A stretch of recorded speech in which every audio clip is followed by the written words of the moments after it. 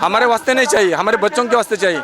उनको शिक्षण और नौकरी में आरक्षण चाहिए। हमको 2 किलो गेहूँ और 5 किलो चावल नहीं चाहिए, सिर्फ शिक्षण के लिए वास्ते हमारे को वो चाहिए आरक्षण। अगर हम माथा टेक सकते हैं तो हम कुछ भी कर सकते हैं। आज तक दुश्मनों से लड़ा देने के लिए मराठा लोगों ने ताकत जुटाई है। आज अगर हमको अपने ही लोगों से अगर लड़ना पड़े, ये शर्म की बात है। हिंदू राष्ट्र जब बनेगा, लेकिन अब हम तो भिखारी बन गए हैं इसके लिए। और ये शर्मनाक, बहुत ही शर्म है, इस पे बोलने को भी शर्म लगती है।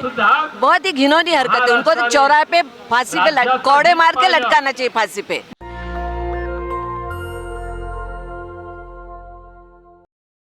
इस वक्त दिल्ली के जंतर मंतर पे हूँ। मेरे पीछे आप पोस्टर देख सकते हैं, अखिल भारतीय मराठा महासंघ, और तमाम लोग हैं, उनसे बातचीत करेंगे। ये लोग आरक्षण की मांग कर रहे हैं। आज इनका प्रदर्शन है, अनशन रखे हैं ये लोग। क्या कहेंगे आप, बताइए।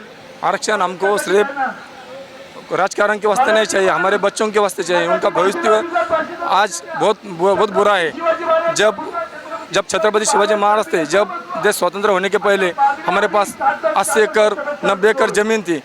बाद में देश स्वतंत्र होने के बाद में बाबा साहेब अम्बेडकर ने जो संविधान लिखा, वो संविधान के अनुसार हमारी ज़मीन पूरी चली गई। उस पर जो बोलते सीनिंग में पूरी ज़मीन चली गई। तो हमारे पास अभी कभी 3-4 एकड़ ज़मीन है, किसके तरफ 5 एकड़ है, और कभी बाढ़ ज़्यादा आती है, कभी पिकता नहीं है, और हमारे बाल बच्चों को शिक्षण में कोई सुविधा नहीं है। इसीलिए हमारे को आरक्षण की बहुत ज़रूरत है। अभी पहले जो शिवसेना का सरकार था, अभी एकनाथ शिंदे साहब का है और मोदी है। अभी तो लोग बोलते हैं मोदी कुछ भी कर सकता है, तो उन्होंने मराठी समाज को आरक्षण देना चाहिए। हम कुछ भी दे तो रही है सरकार 52% आरक्षण। 52% आरक्षण का क्या करने का है? हमारे को सिर्फ आरक्षण हमारे वास्ते नहीं चाहिए, हमारे बच्चों के वास्ते चाहिए। उनको शिक्षण और नौकरी में आरक्षण चाहिए। हमको 2 किलो गेहूँ और 5 किलो चावल नहीं चाहिए, सिर्फ शिक्षण के लिए वास्ते हमारे को वो चाहिए आरक्षण। क्या करेंगे प्रधानमंत्री जी? तो सबका साथ सबका विकास तमाम दावे कर रहे हैं। कौन सा विकास होगा है? मराठी समाज का कौन सा विकास होगा है? मराठी के लड़के आज चाय दुकान पे काम करते हैं, बीसीए वाला लड़का होटल में काम करता है, और खेती जो करता है वो आत्महत्या करता है। उसके बाल बच्चे शराब पी के ये हो जाते, पीढ़ी बर्बाद हो गई मराठी समाज की। डबल इंजन की सरकार चल रही है, कह रहे हैं कि जनता मालामाल हो गई। कौन सा मालामाल हो गए? वो मालामाल हो गए ना, जनता तो कंगाल हो गई। जिस प्रकार से आप लोग आरक्षण की मांग कर रहे हैं, सरकार आरक्षण दे तो रही है, बताइए। कब दिया सरकार ने आरक्षण?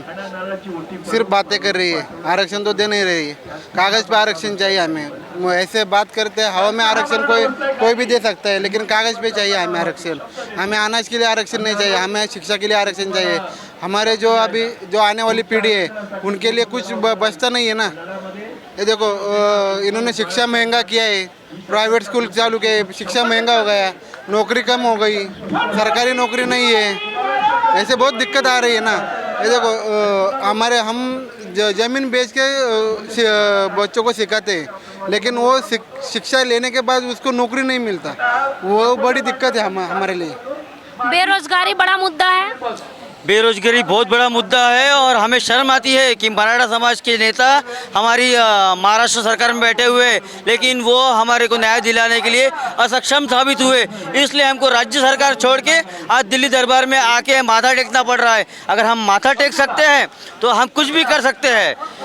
आज तक दुश्मनों से लड़ा देने के लिए मराठा लोगों ने ताकत जुटाई है। आज अगर हमको अपने ही लोगों से अगर लड़ना पड़े, ये शर्म की बात है। हम जो आरक्षण मांग रहे हैं वो कहते अपने अगले पीढ़ी के लिए मांग रहे हैं, और अच्छे के लिए मांग रहे हैं। जो बेरोजगार है, जो गरीब है, उन लोगों के लिए। हमारा सिर्फ एक दिन का इधर उपोषण है, लेकिन हमको आरक्षण नहीं मिल गया। हम तो एकदम मरेंगे, हम मारेंगे नहीं, मरेंगे, लेकिन हम आरक्षण लेके ही रहेंगे। प्रधानमंत्री जी सबका साथ सबका विकास और तमाम चीजें, 5 किलो राशन, 15 लाख का दावा। प्रधानमंत्री जी अपने क्षेत्र में अच्छा काम कर रहे हैं, बहुत अच्छा काम कर रहे हैं, लेकिन शायद मराठा समाज की आवाज़ उनके कानों तक पहुंची नहीं है, या पहुंचा ही नहीं गई है, ऐसा मुझे लगता है। अगर उनके कान तक अगर ये मराठा समाज का विषय जाए तो सही में वो न्याय दिलाने का प्रयत्न करेंगे, हम उनसे आशा करते हैं। आपको विश्वास है प्रधानमंत्री जी आपकी आवाज सुनेंगे? हम आशा कर सकते हैं, जब तक हमको मिलेगा नहीं हम क्या बोलेंगे, है कि नहीं? हो सकता है, मोदी है तो मोदी है तो मुमकिन है, बोलते हैं ना, बोलते हैं ना, तो इसलिए हम मोदी है तो आशा मुमकिन करते है, हैं। हम आशा करेंगे और नहीं तो लड़ेंगे। लेकिन हमको जब तक नहीं मिलता है तब तक हम लड़ेंगे, गने में कावे से भी लड़ेंगे। तमाम दावे किए जा रहे हैं कि जनता खुशहाल है। कई का खुशहाल है, देखो कॉलेज है, विदाउट कॉलेज है, स्कूल अच्छा नहीं है, जो है प्राइवेट है। क्या खेती बेचेंगे, बच्चों को सिखाएंगे, बाद में हमारे काम करेंगे वो बच्चे? हाँ, सिर्फ मराठी समाज पर ही अन्याय हो रहा है। विश्वगुरु बन गया भारत, हिंदू राष्ट्र बनने जा रहा है। हिंदू राष्ट्र जब बनेगा, लेकिन अब हम तो भिखारी बन गए हैं। दिल्ली कोई को आए, फिर राज्य सरकार को मुंबई में बैठे होते ना। और भी लोग हैं, उनसे बातचीत करेंगे। जिस प्रकार से आप लोग आरक्षण की मांग कर रहे हैं तो सरकार दे तो रही है आरक्षण, क्या दिक्कत है? महाराष्ट्र में अभी तक 10 मुख्यमंत्री मराठा समाज के बने, लेकिन मराठा समाज जो गरीब है उधर ख्याल नहीं दे रहा है, क्योंकि उनका कहना यह है कि 50% के ऊपर आरक्षण नहीं दे सकते। तो हमारा डिमांड ये है कि ओबीसी समाज को आरक्षण दिया है, तो वो हम डिमांड नहीं कर रहे कि ओबीसी समाज का आरक्षण कम करो और हमको दे। तो ये जो है कि घटना में दुरुस्ती करना पड़ता, इसलिए केंद्र को जागरूक करने के लिए ये धरने आंदोलन जो दिया है ना, इसका मुख्य उद्देश्य यही है कि केंद्र सरकार ने इसमें दखल देना चाहिए और 50% के ऊपर जो भी आएगा वो मराठा समाज को आरक्षण देना चाहिए। देखिए, इन लोग की मांग है आरक्षण की। ये लोग महाराष्ट्र से आए हैं, मराठा समाज से हैं। अनशन का आंदोलन था, लेकिन महिलाएं हैं, उनसे बातचीत करेंगे, महिलाओं से बातचीत करेंगे। ये लोग समर्थन में आई हैं आरक्षण के, लेकिन इनसे बात करेंगे मणिपुर की, क्योंकि ये भी महिलाएं हैं। मणिपुर की घटना को कैसे देखती हैं? शर्मनाक घटना है, बहुत शर्मनाक है। ऐसा कहीं भी होना नहीं चाहिए, और जिनको ने किया है उनको फांसी की सजा चौराहे पे देनी चाहिए। इससे ज्यादा और कुछ नहीं, उनको मौत की सजा ही देनी चाहिए, तब आगे जाके लोग डरेंगे और ऐसी हरकतें नहीं करेंगे। बहुत शर्मनाक। इतने कानून होने के बावजूद, इतनी फोर्सेस होने के बाद भी महिलाओं के साथ ऐसी बर्बरता। हाँ, तो वही तो बोल रही है कि बर्बरता इतना कानून का सवाल नहीं है। आदमी की, औरतों को देखने की नजर जो है वो अच्छी होनी चाहिए। जैसे तुम्हारी माँ बहन है, वैसे दूसरों की भी माँ बहनें हैं। कोई भी वीडियो वायरल हो और उसके अनुसार आप अगर देख के अलग करें तो गलत है। खून का बदला खून नहीं होता है, इसके लिए। और ये शर्मनाक, बहुत ही शर्मनाक, इस पे बोलने को भी शर्म लगती है। बहुत ही घिनौनी हरकत है। उनको तो चौराहे पे फांसी पे कौड़े मार के लटकाना चाहिए, फांसी पे, कहीं भी हो। अपने यहाँ कानून में देरी होती है, वो बहुत गलत है। खून का बदला खून, मैं कहूँगी बदनामी की बदला बदनामी, तो उनको वही सजा है, कौड़े मार के उनको चौराहे पे लटकाया जाए।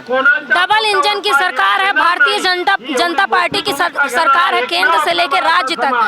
भारतीय जनता पार्टी की सरकार है, केंद्र से लेकर राज्य तक, लेकिन उन्हीं की राज्य में ऐसी घटना होती है। तो शर्मनाक बात है ना। पर देखिए, सरकार हर जगह नहीं जा सकती, तो वहाँ के लोगों में वो जवाबदारी होनी चाहिए, क्योंकि सरकार को दोष देके कोई फायदा नहीं। आपके माँ बाप ने अपने बच्चों को, लड़कियों को जैसे सीख देते हैं, उससे लड़कों को भी सीख देनी चाहिए कि अगर आप दूसरे की माँ बहनों की बेइज्जती करते हैं तो आपकी भी कल माँ बहनों की बेइज्जती हो सकती है।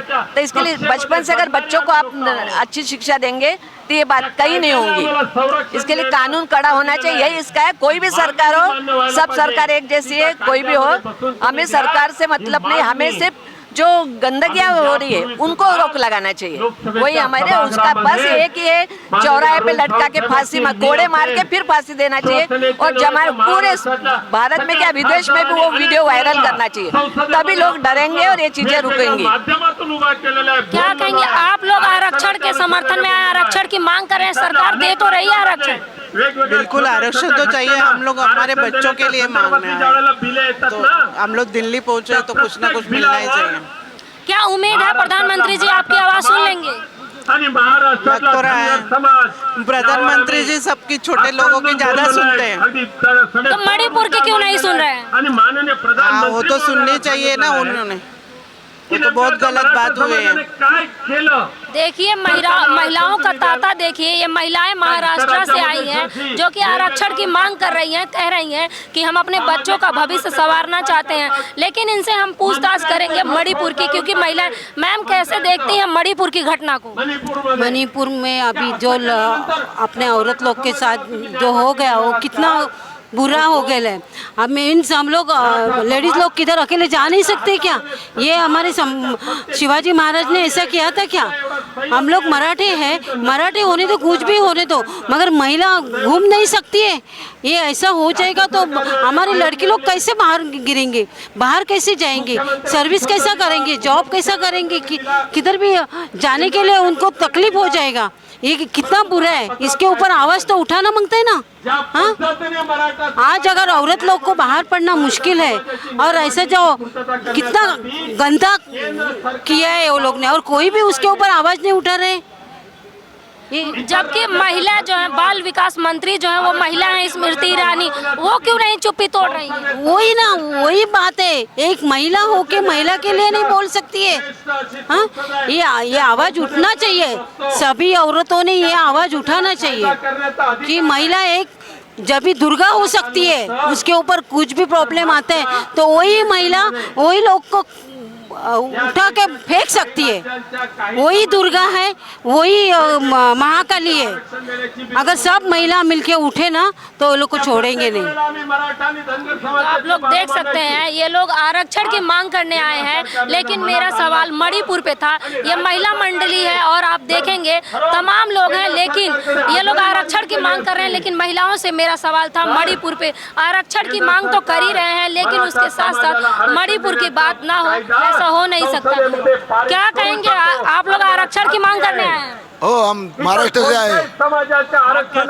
मराठा समाज को आरक्षण मिलना चाहिए, ये हमारा हक है। और अगर सभी समाज को आरक्षण दे सकते हैं तो मराठा समाज को क्यों नहीं? हमें हमारी मांगनी है कि शैक्षणिक क्षेत्र में और नौकरी में हमारे बाल बच्चों को नौकरी के लिए आरक्षण की बहुत जरूरत है। इसीलिए हम महाराष्ट्र से सभी जिलों से हम यहाँ आए हुए। तो आप लोग देख सकते हैं स्टेज लगा हुआ है, स्पीच दे रहे हैं और आरक्षण की मांग कर रहे हैं। इस खबर पे आपकी क्या राय है हमें कमेंट बॉक्स में जरूर बताएं। कैमरा पर्सन आशीष के साथ मैं प्रियंका, नेशनल दस्तक दिल्ली। धन्यवाद। नेशनल दस्तक की आपसे गुजारिश है कि अगर इसको बचाना चाहते हैं तो नेशनल दस्तक को सब्सक्राइब करने के लिए रेड कलर के सब्सक्राइब बटन को दबाएं, फिर बेल आइकन की घंटी दबाएं। नेशनल दस्तक को बचाने के लिए बहुत जरूरी है कि हर खबर को शेयर करें, लाइक करें, कमेंट जरूर करें।